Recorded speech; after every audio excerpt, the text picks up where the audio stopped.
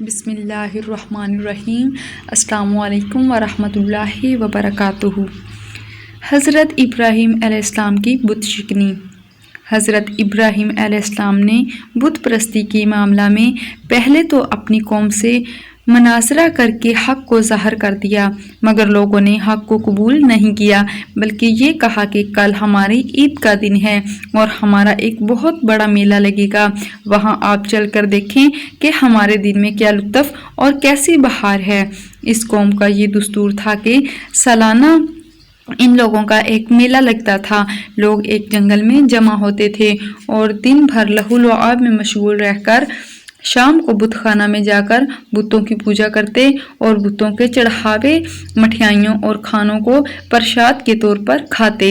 حضرت ابراہیم علیہ السلام قوم کی دعوت پر تھوڑی دور تو میلہ کی طرف چلے، لیکن پھر اپنی بیماری کا عذر کر کے واپس چلے آئے اور قوم کے لوگ میلے میں چلے گئے۔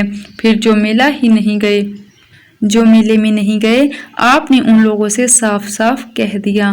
ترجمہ: اور مجھے اللہ کی قسم ہے، میں تمہارے بتوں کو برا چاہوں گا بعد اس کے کہ تم بھی جاؤ پیٹھ دے کر۔ چنانچہ اس کے بعد آپ ایک کلہاڑی لے کر بت خانہ میں تشریف لے گئے اور دیکھا کہ اس میں چھوٹے بڑے بہت سے بت ہیں اور دروازے کے سامنے ایک بہت بڑا بت ہے۔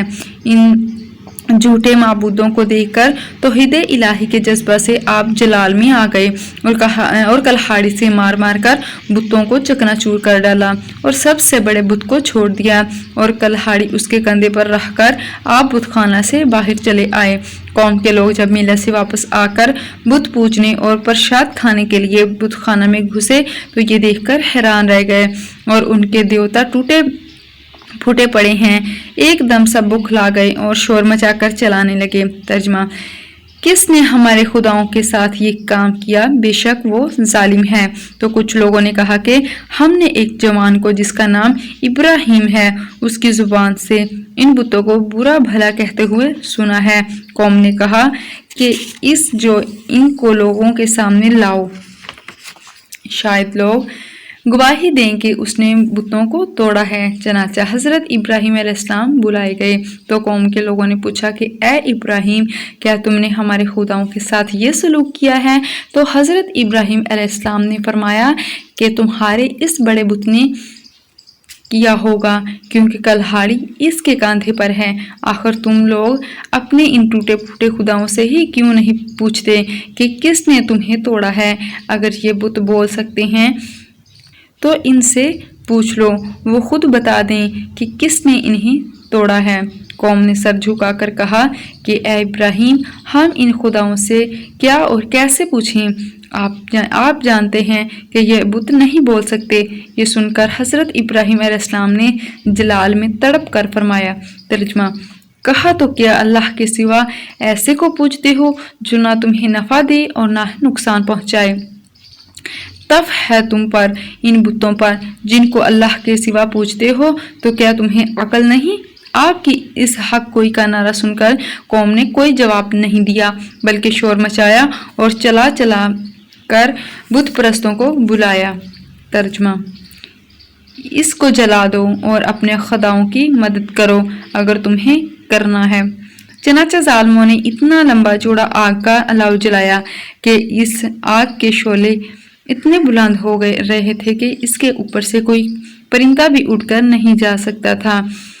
پھر آپ کو ننگے بدن کر کے ان ظلم و ستم کے مجسموں نے ایک گھوپن کے ذریعے اس آگ میں پھینک دیا اور اپنے اس خیال میں مگن تھے کہ حضرت ابراہیم علیہ السلام جل کر راکھ ہو گئے ہوں گے، مگر اللہ تعالیٰ کا فرمان اس آگ کے لیے یہ صادر ہو گیا کہ ہم نے فرمایا اے آگ ہو جا ٹھنڈی اور سلامتی ابراہیم پر۔ چنانچہ نتیجہ یہ ہوا کہ جس کو قرآن نے اپنے قاہرانہ لہجے میں ارشاد فرمایا کہ اور انہوں نے اس کا برا چاہا تو ہم نے انہیں سب سے بڑھ کر زیاں کار کر دیا۔ آگ بجھ گئی اور حضرت ابراہیم علیہ السلام زندہ اور سلامت رہ کر نکل آئے اور ظالم لوگ کف افسوس مل کر رہ گئے۔ حضرت ابراہیم علیہ السلام کا توکل۔ روایت ہے کہ جب نمرود نے اپنی ساری قوم کے روبرو حضرت ابراہیم علیہ السلام کو آگ میں پھینک دیا تو زمین و آسمان کی تمام مخلوقات چیخ مار مار کر بارگاہ خداوندی میں عرض کرنے لگی کہ خداوند تیرے خلیل آگ میں ڈالے جا رہے ہیں اور ان کے سوا زمین میں کوئی اور انسان تیری توحید کا علمبردار اور تیرا پرستار نہیں، لہٰذا تو ہمیں اجازت دے کہ ہم ان کی امداد و نصرت کریں۔ تو اللہ تعالیٰ نے فرمایا کہ ابراہیم میرے خلیل ہیں اور میں ان کا معبود ہوں، تو اگر حضرت ابراہیم تم سبوں سے فریاد کر کے مدد طلب کریں تو میری اجازت ہے کہ سب ان کی مدد کرو، اور اگر وہ میرے سوا کسی اور میں سے کوئی مدد طلب نہ کریں تو تم سب سن لو کہ میں ان کا دوست اور حامی و مددگار ہوں، لہٰذا تم اب ان کا معاملہ میرے اوپر چھوڑ دو۔ اس کے بعد آپ کے پاس پانی کا فرشتہ آیا اور کہا کہ اگر آپ فرمائیں تو میں پانی برسا کر اس آگ کو بجھا دوں۔ پھر ہوا کا فرشتہ حاضر ہوا اور اس نے کہا کہ اگر آپ کا حکم ہو تو میں زبردست آندھی چلا کر اس آگ کو اڑا دوں۔ تو آپ نے ان دونوں فرشتوں سے فرمایا کہ مجھے تم لوگوں کی ضرورت نہیں، مجھ کو میرا اللہ یہی کافی ہے اور وہی میرا بہترین کارساز ہے، وہی جب چاہے گا اور جس طرح اس کی مرضی ہوگی میری مدد فرمائے گا۔ کون سی دعا پڑھ کر آپ آگ میں گئے؟ ایک روایت میں یہ بھی آیا ہے کہ جب کافروں نے آپ کو آگ میں ڈالا تو آپ نے اس وقت دعا پڑھی، لا الہ الا انت سبحانک لک الحمد ولک الملک لا شریک لک۔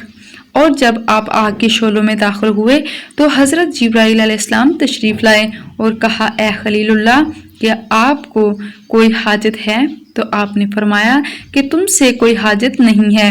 تو حضرت جبرائیل علیہ السلام نے کہا کہ میں پھر خدا ہی سے اپنی حاجت عرض کیجئے۔